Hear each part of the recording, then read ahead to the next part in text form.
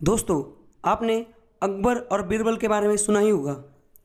अकबर तो कौन थे? वो तो राजा थे। और बीरबल कौन थे? बीरबल उनके 9 रत्नों में से एक रत्न थे। अभी 9 रत्न क्या थे आपको पता है? अकबर के दरबार में 9 रत्न हुआ करते थे और उन 9 रत्नों को 9 अलग अलग काम दिए जाते थे। मतलब जैसे कि अभी ये एक रत्न है, इसके पास काम है कि इसने इरिगेशन के सारे काम देखने, इसके पास इसने रोड के सारे काम देखने, इसके पास इसने जो रेवेन्यू है वो सारा काम देखना है, इसके पास वो सारा डिफेंस का काम देखेगा, इसके पास जो लोग जो काम करते हैं उनको पेमेंट करने का काम है। और जैसे कि ये बीरबल है, और बीरबल के पास क्या काम है? एडवाइस करना। जैसे कि राजा अकबर कोई भी जब डिसीजन लेगा तो उस डिसीजन में उसको एडवाइस करना कि वो डिसीजन सही है गलत है, उसके क्या कॉन्सिक्वेंसेस हो सकते हैं। तो बीरबल क्या थे? एडवाइजर थे। अगर आसान शब्दों में समझा जाए तो ये जो 9 रत्न हुआ करते थे वो होते थे 9 मिनिस्टर। इन 9 मिनिस्टर की सहायता से अकबर जो है वो अपना पूरा राज्य चलाते थे। और आज की अगर बात की जाए तो कोई देश है, किसी देश में प्राइम मिनिस्टर टाइप गवर्नमेंट होती है जिसको बोलते हैं पार्लियामेंट्री टाइप गवर्नमेंट। जैसे हमारे देश में वहाँ पे प्राइम मिनिस्टर हेड होता है गवर्नमेंट का। और कुछ देश ऐसे होते हैं जहाँ पे प्रेसिडेंशियल टाइप गवर्नमेंट होती है, जैसे यूएसए, वहाँ पे ट्रम्प है, वो हेड है देश के। समझ गए आप? अब अकेला आदमी तो देश को नहीं चला सकता ना, तो फिर देश को चलाएंगे कैसे? तो अलग अलग पोर्टफोलियो बांटे जाते हैं। मतलब क्या? अलग अलग मिनिस्ट्री, जैसे road ministry, defence ministry, finance ministry, HRD ministry, अलग अलग मिनिस्ट्री होती है। वहाँ पे अलग अलग मिनिस्टर होते हैं। ये सारे जो मिनिस्टर ना, इनको बोला जाता है आप उस मिनिस्ट्री को चलाओ और आप रिपोर्ट करो किसको? जैसे हमारे देश की अगर बात की जाए तो प्राइम मिनिस्टर को। जैसे एचआरडी मिनिस्टर है, ह्यूमन रिसोर्स एंड डेवलपमेंट, जो हमारा एजुकेशन सिस्टम है सारा वो एचआरडी मिनिस्ट्री द्वारा चलाया जाता है। ये रोड वगैरह, हाईवेज वगैरह, ये सारा रोड मिनिस्टर के द्वारा चलाया जाता है। तो ये लोग क्या करते हैं? जैसे कहीं नया रोड बनाना है तो प्राइम मिनिस्टर के पास आएंगे, उनको बोलेंगे कि सर हमें ये नेशनल हाईवे बनाना है। तो ये जो काउंसिल ऑफ मिनिस्टर है उसमें जो कैबिनेट है, cabinet with head of prime minister की अध्यक्षता में वो जो कैबिनेट है वो डिसीजन देगी। वो बोलेंगे हाँ चलो अप्रूव्ड, इतना पैसा ले लो, आप रोड बनाओ। तो फिर रोड बना कि नहीं, उसकी मीटिंग होगी, फिर वो उसको सबमिट करेंगे रिपोर्ट प्राइम मिनिस्टर को, 1 साल हुआ, इतना काम हुआ है, इतना बाकी है। समझ गए आप? ऐसे अलग अलग मिनिस्टर अलग अलग अपने लेवल पे काम करते हैं और प्राइम मिनिस्टर से उसकी सलाह मशवरा करते हैं, उनको रिपोर्ट करते हैं। समझ गए? तो जो प्राइम मिनिस्टर है उसके साथ जो मिनिस्टर है उनको ही बोला जाता है काउंसिल ऑफ मिनिस्टर। नमस्कार दोस्तों, स्वागत है आपका। ये हमारा पॉलिटी का 26वां लेक्चर है। हम देख रहे थे हमारी पॉलिटी सीरीज़ का तीसरा यूनिट जिसका नाम है सेंट्रल गवर्नमेंट। और प्रीवियस लेक्चर तक हमने तीसरे यूनिट का जो तीसरा चैप्टर था प्राइम मिनिस्टर ऑफ इंडिया, इसको ख़त्म किया था। और आज के लेक्चर में हम देखेंगे सेंट्रल काउंसिल ऑफ मिनिस्टर, जो सेंट्रल गवर्नमेंट होती है प्राइम मिनिस्टर के साथ बाकी जो मिनिस्टर्स होते हैं जो आपने देखा होगा। देखिए ये यहाँ पे प्राइम मिनिस्टर बैठे और साथ में ये जो सारे सेंट्रल गवर्नमेंट के जो मिनिस्टर्स थे इनके बारे में आज हम पढ़ने वाले हैं। समझ रहे हैं आप? तो चलिए शुरुआत करते हैं। ये सेंट्रल गवर्नमेंट का चौथा चैप्टर है जिसका नाम है central council of ministers. Central council minister, ये जो हमारा चैप्टर है इसको हमने 2 पार्ट में डिवाइड किया है। पहला पार्ट है आर्टिकल्स और दूसरा जो पार्ट है उसमें काउंसिल ऑफ मिनिस्टर। मतलब अलग अलग टाइप के मिनिस्टर्स होते हैं, कैबिनेट मिनिस्टर और state minister with independent charge. ये सारी चीज़ें हम इस पार्ट में देखेंगे। तो चलिए शुरुआत करते हैं आर्टिकल से। अगर आर्टिकल की बात की जाए तो इस चैप्टर में हमें मुख्यतः 4 आर्टिकल्स देखने हैं।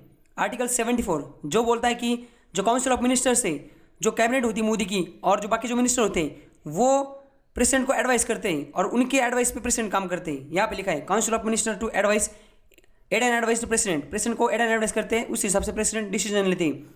आर्टिकल 75 ये बोलता है other provision to the minister को कुछ अदर प्रोविजन, जैसे कि मिनिस्टर की अपॉइंटमेंट की जाती है प्रेसिडेंट के द्वारा। जब तक प्रेसिडेंट की इच्छा है तब तक ही, प्लेजर ऑफ प्रेसिडेंट, तब तक ही कोई आदमी मिनिस्टर रह सकता है। और तीसरी चीज़ है council of minister is responsible to Lok Sabha. और जितने भी मिनिस्टर हैं भले वो आदमी राज्यसभा का मेंबर हो या लोकसभा का मेंबर है, पर अगर वो मिनिस्टर बन जाता है तो वो लोकसभा को रिस्पॉन्सिबल होता है। उसके बाद आर्टिकल 77 ये बात करता है conduct of business of government of India. Government of India का जो पार्लियामेंट का बिजनेस है वो कैसे कंडक्ट होगा। बिजनेस मतलब क्या? जो हाउस है उसकी प्रोसीडिंग वगैरह। और आर्टिकल 78 बोलता है duties of prime minister as respect to the information to president को इन्फॉर्मेशन देने के लिए जो ड्यूटीज है प्राइम मिनिस्टर की वो क्या क्या है वो इसमें बात की जाती है। तो आर्टिकल 74, आर्टिकल 75 और आर्टिकल 78 इसको हमने लास्ट वीडियो में भी ऊपर देख लिया था प्राइम मिनिस्टर वाले चैप्टर में। अब इसको और थोड़ा डिटेल में देखते हैं एक बार। तो चलिए शुरुआत करते हैं। आर्टिकल 74। आर्टिकल 74 क्या बोलता है?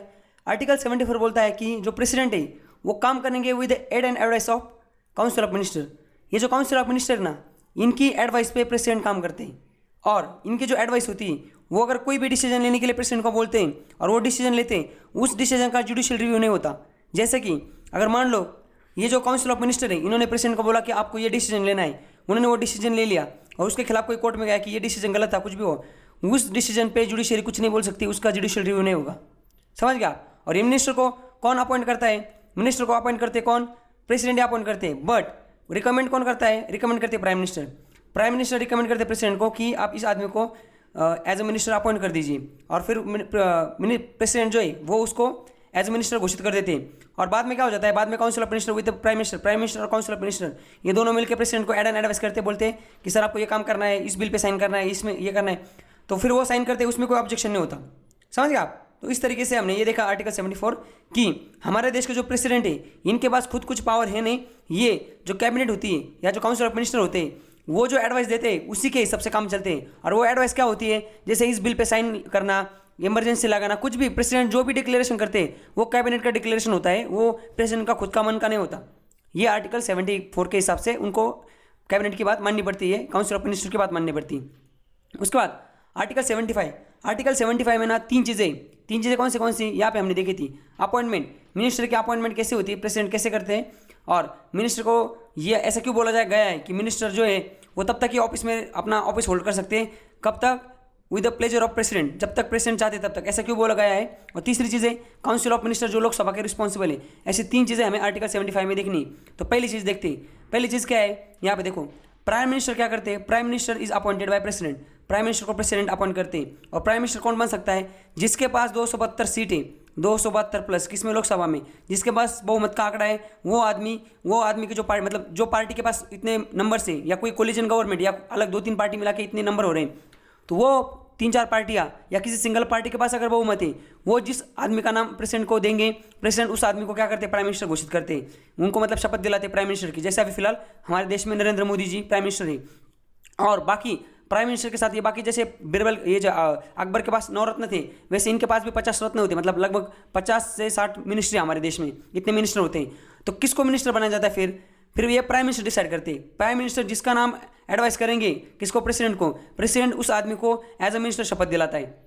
ये लोग प्राइम मिनिस्टर के बहुत आगे पीछे घूमते हैं, क्योंकि उनको पता है प्राइम मिनिस्टर हमें अपॉइंट कर सकता है और प्राइम मिनिस्टर हमें निकाल सकता है। प्राइम मिनिस्टर ने अगर बोल दिया इस मिनिस्टर को हटा दो, तो प्रेसिडेंट उसको अपने पद से हटा देते हैं। तो समझ गए, कोई भी मिनिस्टर हो, वो प्राइम मिनिस्टर उसका नाम अगर रिकमेंड करे तभी वो मिनिस्टर बन सकता है। और कोई भी मिनिस्टर हो, अगर प्राइम मिनिस्टर बोलेंगे कि इसको हटा दो, तो उसको हटाया जा सकता है। और एक चीज़ आप यहाँ पे याद रखिए कि जो नंबर ऑफ मिनिस्टर है, कितने नंबर ऑफ मिनिस्टर है, ये कैसे डिसाइड होता है? टोटल जो सीट है लोकसभा की, टोटल जो लोकसभा की स्ट्रेंथ है ना, उसमें से 15% जो स्ट्रेंथ है उतने लोग मिनिस्टर होने चाहिए। समझ गए आप? स्टेट गवर्नमेंट में भी वही होता है कि जो टोटल स्ट्रेंथ जो होती है किसी स्टेट गवर्नमेंट की, या स्टेट गवर्नमेंट की नहीं, एक्चुअली स्टेट गवर्नमेंट में जो मेंबर ऑफ लेजिस्लेटिव असेंबली है उसकी जो स्ट्रेंथ होती है टोटल विधायक, वो टोटल विधायक का निकाला जाता है 15%। वैसे ही पार्लियामेंट में भी, पार्लियामेंट में क्या किया जाता है? लोकसभा में जितने टोटल जो सांसद हैं उनकी जो टोटल स्ट्रेंथ है उसका 15% जितना नंबर आता है उतने मिनिस्टर होने ही चाहिए। और एक चीज़ याद रखिए कि 91 अमेंडमेंट एक्ट जो 2003 है, इसमें ये चीज़ ऐड की थी। और एक चीज़ ऐड की थी उसी अमेंडमेंट के तहत कि अगर कोई आदमी उसका मेंबरशिप चला जाता है, कौन सा? पार्लियामेंट का, मतलब वो सांसद पद अगर उसका चला जाता है, उसको सांसद पद से निकाला जाता है, तो उसका जो पास जो कोई मिनिस्टर है, अगर उसका सांसद पद चला गया तो उससे वो मिनिस्ट्री भी चली जाती है। समझ गया? आर्टिकल 75 का जो दूसरा क्लॉज है उसमें क्या बोला गया है? दूसरे पॉइंट में ये बोला गया है कि जो सारे मिनिस्टर, देखो वो सारे जो मिनिस्टर ना वो रिस्पॉन्सिबल है इंडिविजुअली। हर एक मिनिस्टर रिस्पॉन्सिबल है किसको? हमारे प्रेसिडेंट को। क्यों? क्योंकि जैसे हमने इससे पहले देखा था पहले पार्ट में, मिनिस्टर को अपॉइंट कौन करता है? मिनिस्टर को अपॉइंट करता है प्रेसिडेंट ऑफ इंडिया। तो इसलिए सारे जो मिनिस्टर है वो रिस्पॉन्सिबल है प्रेसिडेंट ऑफ इंडिया को। बट इनडायरेक्टली किसको है? रियलिटी में तो प्राइम मिनिस्टर को है ना। क्यों? क्योंकि भाई साहब निकालते ये, बट इनके कहने पे निकालते ना, बट ऑन पेपर, कागज़ पे किसको रिस्पॉन्सिबल है? सारे मिनिस्टर। कागज़ को प्रेसिडेंट को रिस्पॉन्सिबल है, क्योंकि प्रेसिडेंट ही उनको अपॉइंट करता है और प्रेसिडेंट ही उनको निकालता है सारे मिनिस्टर को। जैसे कि अभी नितिन गडकरी, वो हमारे रोड एंड हाईवे मिनिस्टर है। अब अगर इनको निकालना है तो उनको कौन निकालेगा? अपॉइंट किसने किया होगा? शपथ किसने दिलाई उनको? प्रेसिडेंट ने। निकालेगा कौन? ऑर्डर कौन देगा? प्रेसिडेंट। बट भाई साहब जब उनको अपॉइंट किया गया था तो प्राइम मिनिस्टर ने बोला था ना प्रेसिडेंट को कि इनको रोड मिनिस्ट्री दे दो। अब निकालना हो तो प्राइम मिनिस्टर एडवाइस करेंगे कि इसको निकाल दो, इनको हटा दो इस मिनिस्ट्री से। तो इसलिए रियलिटी में तो प्राइम मिनिस्टर को ही, पर कागज़ पे और कॉन्स्टिट्यूशन में सारे जो मिनिस्टर है वो इंडिविजुअली किसको रिस्पॉन्सिबल है? वो प्रेसिडेंट ऑफ इंडिया को रिस्पॉन्सिबल है। और वही दूसरी चीज़ वही देखो, इसलिए ऐसा बोला जाता है the minister shall hold office during the pleasure of president. Pleasure of president मतलब क्या, प्रेसिडेंट के मूड के हिसाब से मिनिस्टर अपना पद संभाल सकता है। अगर प्रेसिडेंट का मूड के हिसाब से, मतलब अगर प्रेसिडेंट ने कल चाहा इसको निकाल देना है तो प्रेसिडेंट निकाल सकता है, समझ गए। ऐसा टेक्निकली कागज़ पे ऐसा ही है, पर रियलिटी में कैसा है, रियलिटी में जब तक प्राइम मिनिस्टर नहीं बोलते तब तक ये हटा नहीं सकते, बट हटाने का हक किसको है, इन्हीं को है। आगे minister submit resignation to prime minister, अपना जो रिजाइनेशन है वो किसको रिजाइन करते हैं मिनिस्टर, वो प्राइम मिनिस्टर को करते हैं। एंड बाद में प्राइम मिनिस्टर जो है वो फॉरवर्ड करते हैं किसको, प्रेसिडेंट को। Minister can remove on the advice of prime minister, ये हमने देख लिया। यहाँ तक हमने जो दूसरा पॉइंट था आर्टिकल 75 का वो देख लिया। अब तीसरा पॉइंट देखते हैं।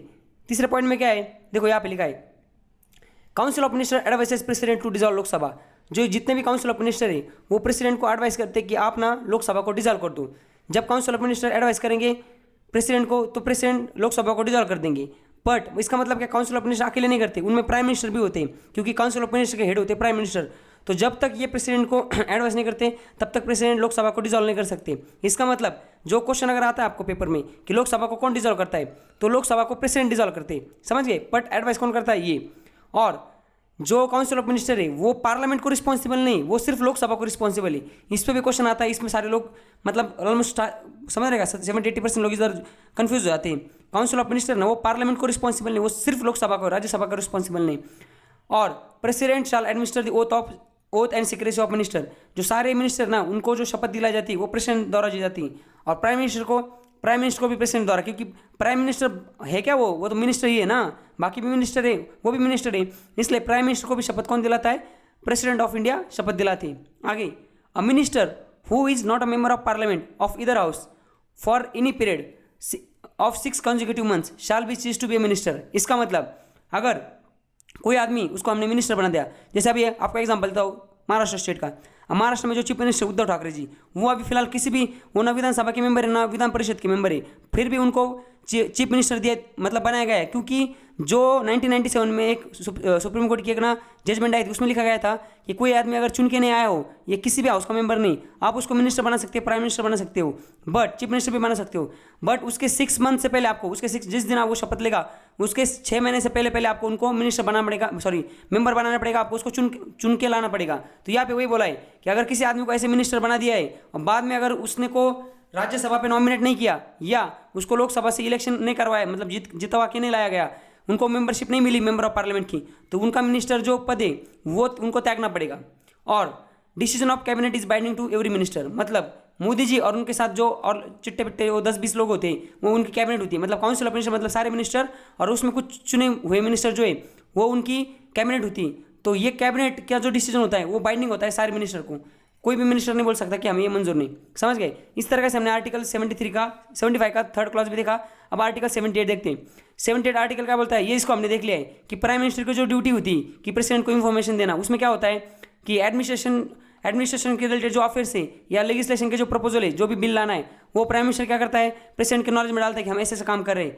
यहाँ पे दूसरा पॉइंट ऐसा लिखा गया है कि अगर कोई मिनिस्टर है उसने कोई डिसीजन लिया है और प्रेसिडेंट को लगता है कि वो जो डिसीजन है वो काउंसिल ने कंसिडर करना चाहिए, उस पर सोच विचार करना चाहिए, तो भी प्रेसिडेंट बोल सकते हैं काउंसिल को कि आप ये जो डिसीजन इस मिनिस्टर ने लिया है उस डिसीजन को आप कंसिडर करो।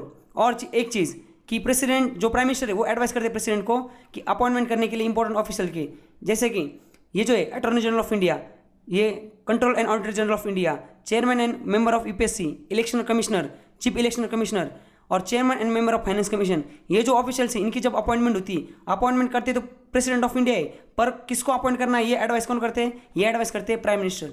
इसको हमने ये चीज़ को हमने प्रीवियस लेक्चर में भी देखा था, समझ गए। तो इस तरीके से हमने सेंट्रल काउंसिल ऑफ मिनिस्टर, इससे रिलेटेड जो आर्टिकल्स हैं, आर्टिकल 74 से लेकर 78 तक, ये सारे के सारे आर्टिकल हमने खत्म कर ली। और वीडियो का जो दूसरा पार्ट था कौन सा वाला, इसमें देखो काउंसिल ऑफ मिनिस्टर जो है उससे रिलेटेड हमें इतनी चीज़ें पढ़नी बाकी, ये वाली कि ये जो काउंसिल ऑफ मिनिस्टर क्या होते हैं, रोल ऑफ कैबिनेट क्या होता है, किचन कैबिनेट क्या होता है, मिनिस्टर की अपॉइंटमेंट कैसी होती है, वो शपथ क्या लेते हैं, नेचर क्या होता है उनका। जैसे कि अभी हम देख रहे हैं काउंसिल ऑफ मिनिस्टर और कैबिनेट। काउंसिल ऑफ मिनिस्टर में तो सारे मिनिस्टर आते हैं 50-60, तो कैबिनेट क्या होती है, कैबिनेट में 10 मिनिस्टर कौन से होते हैं, ये जो सारी चीज़ें ना ये बची हुई, ये हम नेक्स्ट वीडियो में देखेंगे, इसको एक डिटेल में देखता हूँ। ओके, तो आज की वीडियो में बस इतना ही। Thank you so much, enjoy. ऐसे और वीडियो के लिए चैनल को सब्सक्राइब कीजिए और साइट में दी हुई बेल को प्रेस कीजिए।